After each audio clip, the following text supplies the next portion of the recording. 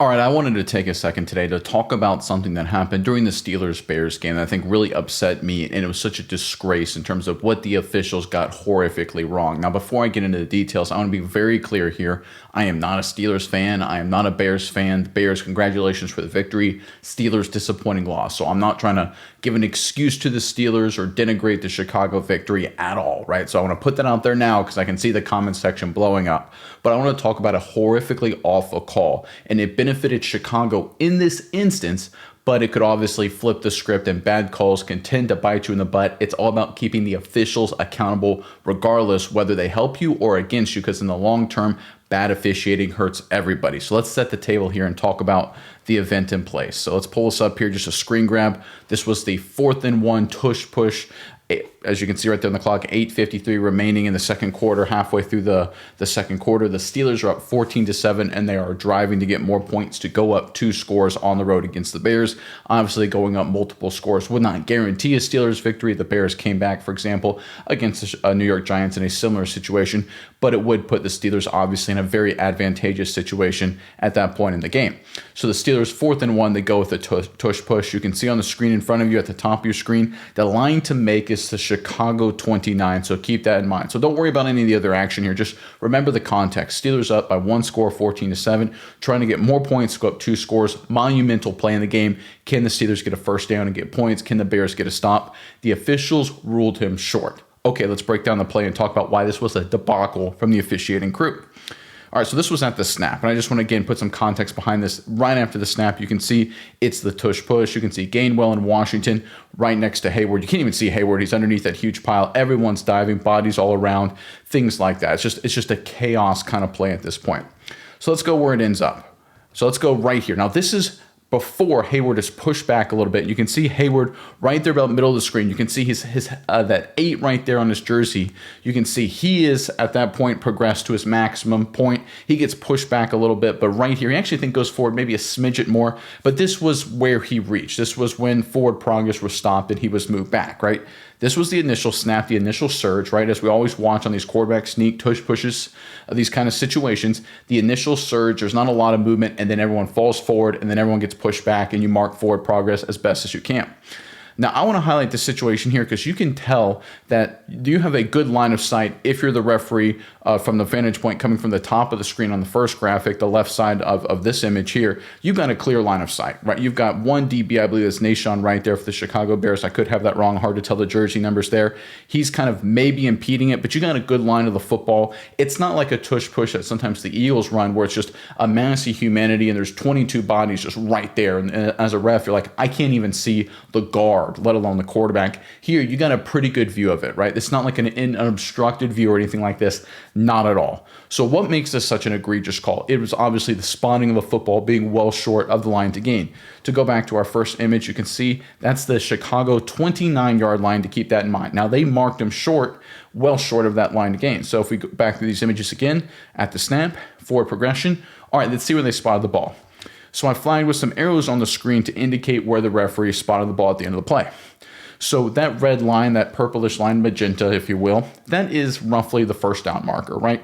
I was a little conservative on that. I actually think it's actually a little bit closer to the white line there, closer to the yellow line, if you will, than I have it there. But I wanted to be as aggressive as possible of where, okay, worst case scenario, where is the line to gain for the Pittsburgh Steelers? That blue line you can see right there pointing to the back of the Bears DB is where I think the ball got to. And I was very conservative. Again, this is sort of saying the ball was in Hayward's gut. He doesn't have it up high. He's not, because you can see he's leaning forward. He's falling forward. It's not up high. It's not by his chest. He's not extending it at all. It's in his gut. It's buried. He has it in a bad position. So the blue line is sort of the worst case for progress for Hayward on this tush push. The red magenta line, whatever you want to call it, that's sort of the worst case line to gain. What do you guys think that yellow line is right there? That's where they spotted the football. Now, obviously, if the line to gate is the red and you spotted that yellow, it's going to be well short. And they ruled him well short, and it was a Bears stop, and the Bears got the football, and it completely changed the entire game. I do not understand how this could have been upheld at all. This is something where the officials have gone by the excuse, well, the tush pushes, it's hard to officiate.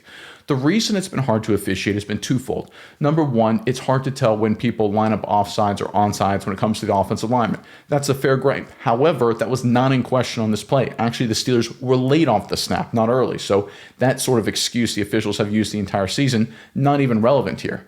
The other part that makes it quote-unquote hard to officiate is, like I mentioned earlier, it becomes a mass of humanity where you can't even see who has the football or where the ball is. Not the case here. The official from the sideline had a very clear view of Hayward, or at least could have approximated it.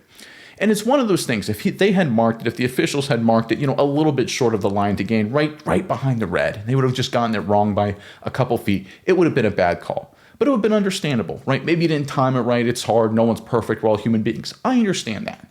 Right, the 50-50, it would have been a 50-50 call. You got it wrong there. I think he's well beyond the purple, but, it's hard to tell. Hindsight's 20/20. Maybe the vantage point here isn't 100% perfect. It's not perfect. Bird's eye view looking down. Yeah, maybe you don't get it right. But how can you mark it where the yellow line is? How can you? The question is you can't, or the answer to that is you can't. It just cannot happen, guys. It's too consequential a moment. Every fourth down is such a huge play, especially in the context of the game. It's one thing if it had been 21-0 or something like that. But even in that case, we saw a lot of big comebacks in the games yesterday. We've seen a lot of big comebacks all season. Every play, every third down, every fourth down in these situations is absolutely massive. Right? We got both these teams fighting for playoff positions, right? That can change careers. That can change, coaches get fired on wins and losses in close games like this, right? Livelihoods get changed. There are massive repercussions before we even get into the darker stuff, potentially gambling repercussions that come into making calls and not making calls. I'm not accusing anyone of anything. I'm just saying there could be, things that could come up down the line as gambling takes a deeper and deeper hold into the National Football League. You can't get that wrong. Again, I just want to go through these images just one more time, just to kind of reiterate everything I talked about here today, guys. The line to gain is the Bears 29. You can see it clearly at the top of your screen there. That's where the first down marker is. Okay, 4th and 1, big play in the game. We all get that, right? All right, there's the snap right there. That's basically where they ended up marking him, at the snap. You can tell forward progress isn't stopped. They didn't rule he was down. They didn't rule he slipped and fell or anything like that. They they marked forward progress basically where he is. They made forward progress the decision down by contact, not like down here, but like, hey, forward progress stopped. He's down at the 29.5-yard line or whatever they officially called it, well short of the line to gain. So this is at the snap. You can see here what I think is the farthest extension. You can see Hayward again, kind of halfway, a little more than halfway up the screen there. I mean, based on this perspective, I think he gets the first down by a full yard, because that white tick mark you see up there by Jones at the top, that's actually the 27-yard line. That's actually 2 yards past the line to gain. So the line to gain is actually 1 yard behind where Hayward is now. His helmet is basically, well past the line to gain. I think he's actually a yard past the first down here, but it's hard to tell where the football is. Vantage point matters, but okay. And let's break down again where everything was. The yellow is where they spotted him. The red is the most conservative place you could have marked him. In terms of, the red is the most conservative line to gain, excuse me. And by conservative, I mean anti-Pittsburgh. And the blue is the most conservative anti-Pittsburgh forward progress on this play. There's a clear line of sight. There was no, funky false start that was missed or anything like that. No weird alignment issue that made it hard for the refs to get this right. And they just horrifically screwed it up. This is a problem. They brought out, the abbreviated chain gang or digital measurement, whatever they call it, and it's kind of been sort of a non-factor for how teams have officiated and played the game this season, but they need to correct this. And I know the tush push will probably get banned this offseason, and this really isn't an indictment of the tush push or that play call or anything like that.